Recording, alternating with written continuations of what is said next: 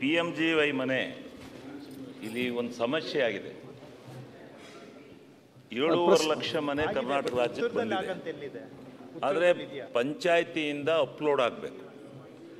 ಇದರಲ್ಲಿ 72,000 central government, 48,000 state government, ಇನ್ನು ಪಂಚಾಯತಿಯಿಂದ NMRL ಸ್ವಲ್ಪ ಕೊಡ್ತೀವಿ ಅಂತ ಹೇಳಿದ್ದಾರೆ.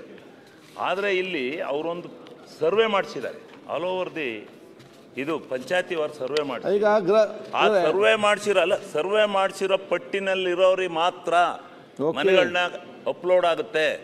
ಇನ್ನು ಬಾಕಿಯಲ್ಲೂ ಗುಡಿಸ್ದಲ್ಲಿದ್ರೂ ಇಲ್ಲ, ಅವನಿಗೆ ವಸತಿ ರಹಿತ ಅಂದ್ರೂ ಇಲ್ಲ. ಇದನ್ನ ಏನಾದರೂ ಮಾಡಿ ರೀಸರ್ವೆ ಮಾಡದೇ ಇದ್ರೆ ಒಂದು ತಾಲೂಕಿಗೆ 1,200 ಮನೆ ಕೊಟ್ಟಿದ್ದಾರೆ. ಆದರೆ ಅಪ್ಲೋಡ್ ಆಗ್ತಾ ಇಲ್ಲ, ಆ ಮನೆ ಸರಿಯಾದ ಫಲಾನುಭವಿ ಸಿಗ್ತಾ ಇಲ್ಲ. ಅದನ್ನ ಕೇಂದ್ರ ಮತ್ತು ರಾಜ್ಯ ಸರ್ಕಾರಗಳು ಸಮಾಲೋಚನೆ ಮಾಡಿ ಈ ಸ್ಕೀಮನ್ನ ತಂದ್ರೆ ನಿಜವಾಗ್ಲೂ ಎಲ್ಲ ವಸತಿ ರೈತರಿಗೆ ಸಮಸ್ಯೆಗಳನ್ನ ಬಗೆಹರಿಸಿ ಮನೆ ಕಟ್ಟಿಕೊಡ್ಬೋದು. ಆದ್ರಿಂದ ಇಲ್ಲಿ ನಾವು ಮಾಡಂಗಿಲ್ಲ, ಇಲ್ಲ ಅವರು ಮಾಡಂಗಿಲ್ಲ. ಇದು ಕೇಂದ್ರ ಮತ್ತು ರಾಜ್ಯ ಸರ್ಕಾರಗಳ ಒಕ್ಕೂಟ. ಈಗ ಹೌಸಿಂಗ್ ಫಾರ್ ಆಲ್ ಅಂತ ಕೊಟ್ಟರು. ನನ್ನ ಕ್ಷೇತ್ರದಲ್ಲಿ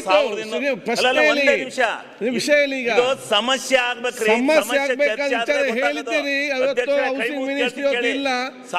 ಬರ್ತಾರೆ ಕೂತ್ಕೊಂಡು ಮಾತಾಡಿ. ಇವತ್ತು ಮಂತ್ರಿ ಇಲ್ಲ, ಇಲ್ಲಿ ಅವ್ರು ಪ್ರಶ್ನೆ ಕೇಳಿ ಉತ್ತರ ಕೊಡ್ತಾರೆ. ಅಧಿಕಾರಿಗಳಿದಾರಲ್ಲ, ಕೇಳ್ಕೊಳ್ಳಿ. ಯಾಕೆ ನಾಳೆ ಮಂತ್ರಿ ಬರ್ತಾರೆ, ಅದಕ್ಕೆ ಮಾತಾಡ್ಲಿಕ್ಕೆ ಆಗುದಿಲ್ಲ.